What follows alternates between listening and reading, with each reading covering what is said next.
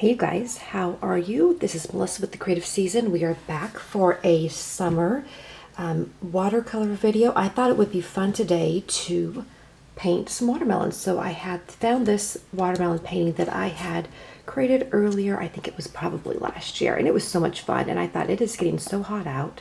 It is sometimes fun to change things up and do something a little bit different with our painting. So we're going to do some watercolor today, which I am incredibly excited about, because in the summertime, I don't know about you, I love watermelon and iced tea. In fact, I could just have watermelon and iced tea all summer long.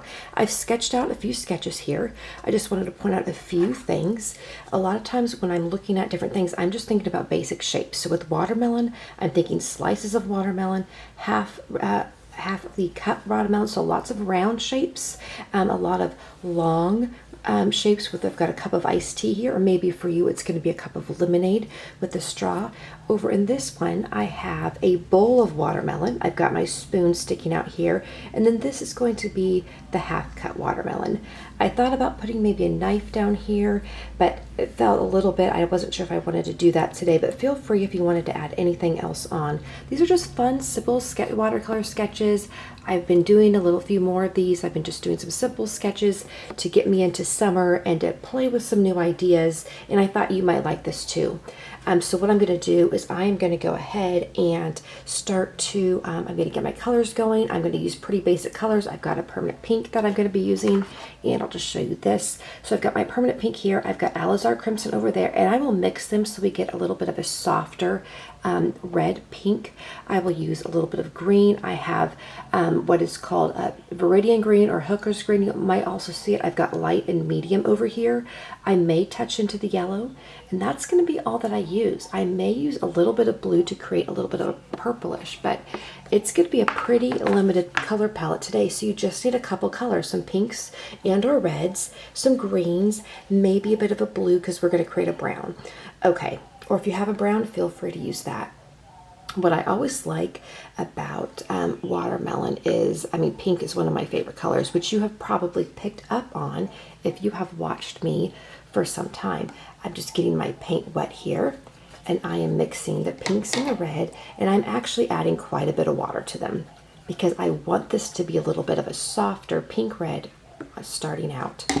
All right, so then I'm going to go ahead, take that pinky red, and I'm going to just start marking the watermelon. So up here, I'm just going to gently go in, leave some white spots. We're also going to add in some seeds. I know seedless watermelon is quite popular, and I love not having to eat seeds so much anymore, but it's such a characteristic of watermelon, right? Now, if you're finding it's just too much pink, add a little bit of water. I found this a bit, that's fine. I'm going to come over here. As you can see, I'm going around pretty loosely. These are going to be loose sketches. I'm not coloring everything in right yet because we're going to add some shadowing. Okay, there we go. And you know what else I'm going to do? Because I really like, I'll scoot in a little bit closer. I love keeping my colors consistent. I'm going to make this a pink straw. Okay, so coming over here, I'm going to come over. These are my watermelon cubes, and I wasn't sure if I was making them into squares or cubes, but I finally decided that we're going to pretend that these are circles of watermelon, that I took an ice cream scooper or a melon scooper, and I just scooped out all this watermelon, which I really love to do. In the summertime, I think there is nothing more fun on a hot day than a watermelon salad. And we do have to decide too what colors we're going to use for our bowl over here. Okay, so I've got that. Now for this guy, he is over here. Both of these are our actual watermelon rinds. So now I'm going to come back in with my green. And you know how watermelon rinds, I've been noticing, especially now, I will say on the seedless watermelon, they have those streaks, those like diagonal streaks on them. So when I go through here, I am going to kind of not make it, I'm going to kind of add in some streaks. I'm almost going to do a diagonal line and then do a diagonal line here. And we're going to let it blend because the streaks are not perfect, but then I'm going to pull this up, and also notice if you have a watermelon, we want to create that sense of a rind, and the rind is usually white. So for all in here, I'm just going to leave all of this white for now. I might, and then back over here, I'm also going to almost leave a sense of white, that white rind. So I'm only going to do on really the outside of my watermelon, and then over here, I'm going to go a little bit on the outside just to show the outer rim of my watermelon, but again, leaving some white. Coming over here, doing some swirlies, getting a little bit more water so it's very nice and watery. Kind of staying away that I don't blend into my reds, right? We don't want that leaking in. Also thinking too, where's my light coming down? I'm going to pretend that the light's coming straight down, so we're going to have shadowing all under here. So that'll be fun to do. Shadows add such a nice depth.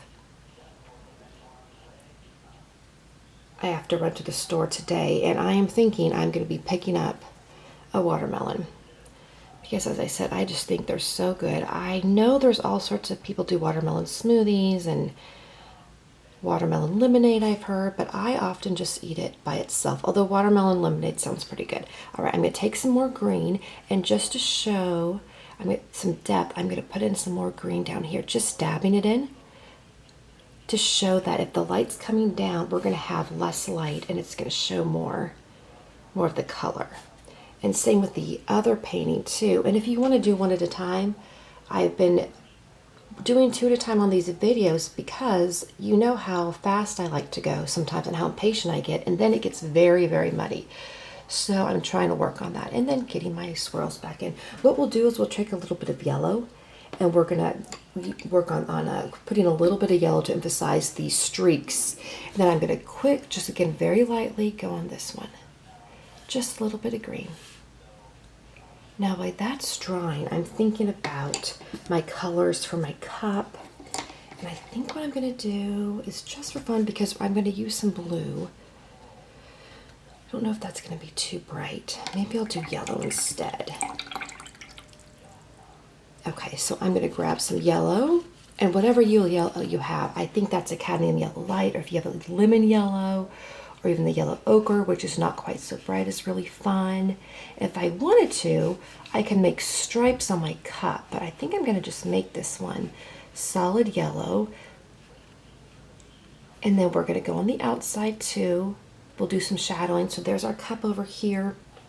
All right, we have to decide. I didn't put in my horizon line. So over here, I think we'll put the horizon line. If you want to grab a ruler or a magazine, that way your horizon line, or that line where your is real nice and straight, just nice and light, so that our watercolor goes over. So that's going to be my horizon line on that one. Over here, I'm actually going to make it a little bit farther down, and everything's getting pretty dry right now.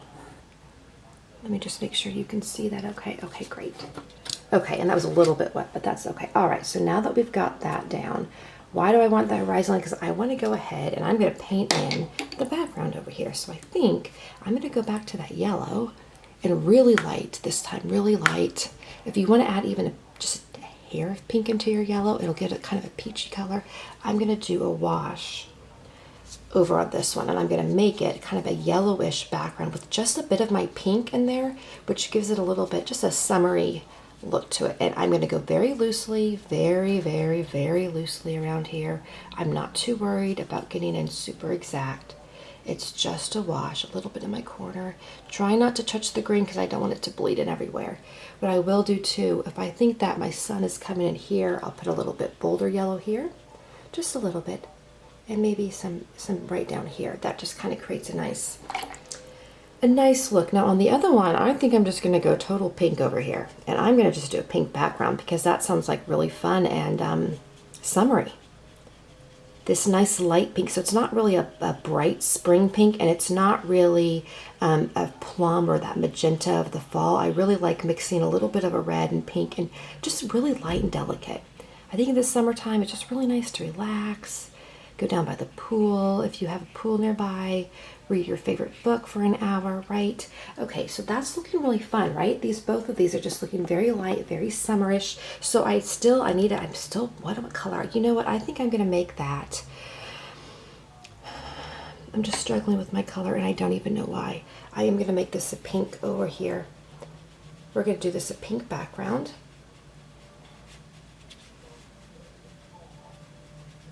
And you know what? I think what I'll do is I'll make this a bit of a brown.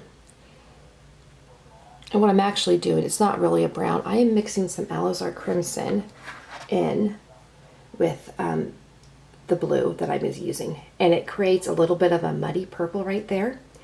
And I might, let's see if this is gonna work. We're gonna put a little bit of yellow in there too. And it should, not too much, but again, that's gonna be a little bit more of a brown. But I'm still using all the same colors. And now I'm going to go over here. And it's not exactly a brown, it's almost like more of a magenta. I'm going to use it as my shadowing color too, as well as the color for my seeds. So I'm trying not to use too many new colors in this. And we need to let that, so put that there. And I will go ahead and make sure I get the back of my bowl. And I'm just going to dot in between the cubes because that's to show the shadow, the darker part. Okay. And I'll probably end up adding a little bit more blue so it almost gets to be a deeper. And then you could even just drop it. And hopefully it's going to get a little bit, but that's okay. We'll use that color as our seeds for the watermelon too. We're going to let that dry because I have a lot of paint on there right now, don't I?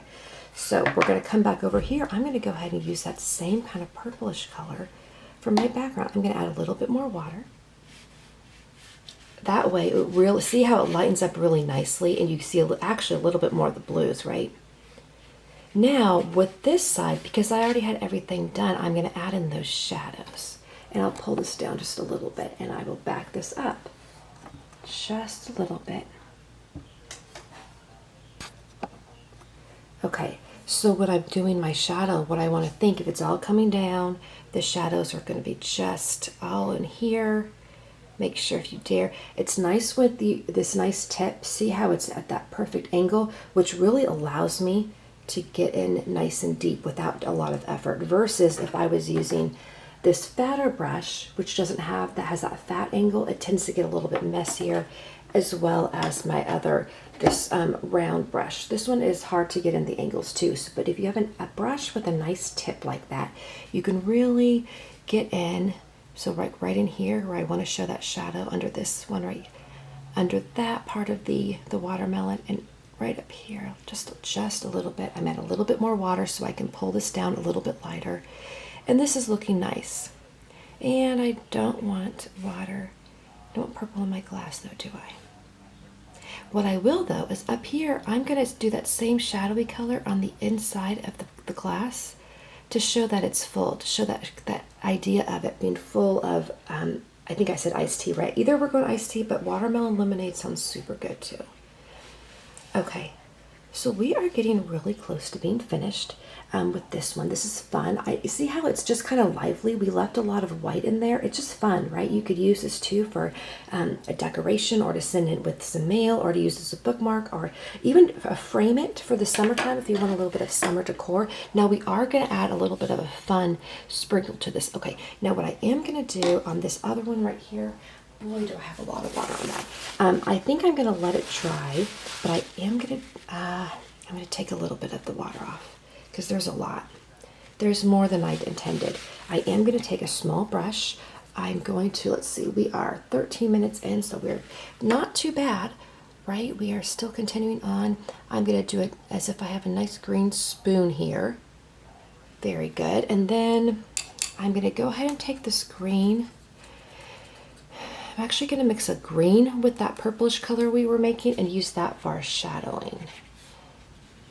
That way we still are getting, the reason I do that is if we use the same colors to create our shadows, it doesn't look like we're introducing new colors, because new colors tend to distract the eye. It just looks funny. But if you're using the same, I'm using that same green and just added it to that kind of purplish, this actually got me a little bit of a better shadowy color anyways. When this dries, it'll look a little bit better, I promise. You can always go back to and add some pen and ink to this if you wanted to. I'm also going to go back. I want just a little bit darker red, and I am only going to I just want to drop it in just to show the depth, just to show kind of the light showing on different parts. I've got a size number 2 paintbrush. So whatever it is your smallest paintbrush, use that to dip in here.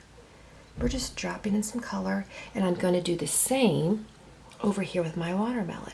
In fact, I might even just make it a little bit splattery.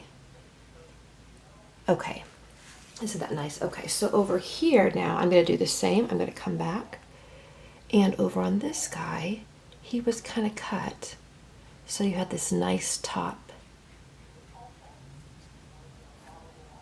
And then over here. And I have not forgotten about our seeds. I have not. I'm going to do a little bit more again, that darker color. And over here too.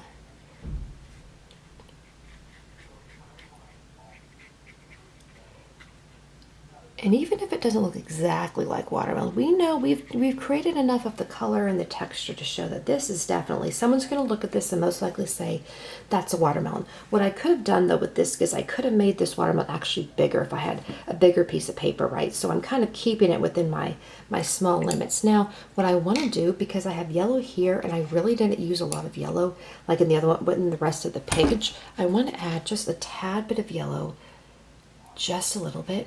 And this is going to show, again, a bit of the light. I'll even put a little bit of yellow. I'm sorry if my arm gets caught in the video. Right down here, and mix it with the green a little bit too. This is going to soften it up. Mix that with my green, and then over here, back so you can see a little bit more too. I usually take a glance and go, okay, did I get all my spots? I forgot to do my rind on this, so I'm just doing it very lightly, very, very lightly, so I don't merge. And that yellow, again, I'm using this to put in, kind of emphasizing the streaks. They're not really exact streaks, but just a little bit, right? And I know that this guy's a bit of a mess. He is, so I'm going to wait for him to dry, and then what I'll end up doing is I'll come back and put a line here, and then just do some more, one more color here. I need to wait till he dries, otherwise it's just going to keep going everywhere. I really like this one. This is a lot of fun. I am going to finish it up by doing some splatter, because that is how I just love a little bit of splatter. What you want to do with the splattering is you wait for it to mostly dry, and you're going to just you get your color. I'm going to do a little bit of red, and I just kind of splatter it just around. That might look a little bit too much. If it looks like too much, grab a smaller brush, but I kind of come through and I just do some splattering. It kind of creates that what kind of water, that summery, fresh look. Maybe there's bugs. I mean, right? No, that's kind of yucky. No bugs. But you'll see too, sometimes if it's not quite dry, the splattering will smear down there. So if that happens, wait a little bit longer and then come back and do another layer of splatters. It'll be a little bit cleaner. Okay, and then I'm going to add, again, I'm noticing my shadowing kind of faded, and I want that shadow to look as if that sun is coming down and we've really got some depth in there. So I'm just adding a little bit of shadowing right in here. Adding it to our drink the shadow would come out right in there. Okay, and then I'm also going to add a little bit more shadow with a small brush so I don't mess up our drink on the inside of that rim. Right there. Great, and maybe even at the top to show just the top of the straw. All right, now for these seeds, because we talked about seeds too, you could certainly come back with the pen and do some seeds, but even see how the splattering creates that sensation of seeds. What I might do too is I will take that kind of shadowy color we were doing. I'll add a little bit more blue, a little bit more red, so it gets really dark. I'm not worried about exact color, and with the tiny brush, I just kind of give the idea of just a couple of seeds. I don't even do too many. But it's just one more sense of, oh, that's a watermelon. And then over here too, just a couple. It's dark enough that purple almost looks black, right? Without having to use a black. And then this guy again, I'll come back here and clean them up. I'll probably end up posting this on Instagram, or maybe I'll use it as a cover page so you can see it, what it looks like. All right, you guys, these are cute. These are really a lot of fun. I just hope you enjoy this. I'll put some splatters right over here, just a little bit on this guy. Not. I hope you have a wonderful day. I hope you have a chance to get out and enjoy some watermelon or whatever your favorite summer fruit is. And I will see you next time, and maybe we'll do another fruit. I don't know, that might be kind of fun to go through some different summer fruits, and we can create a whole array of different, a collection of our summer fruit and dessert and drinks. Okay, hope you guys have a fantastic day. I'll talk to you later. Bye.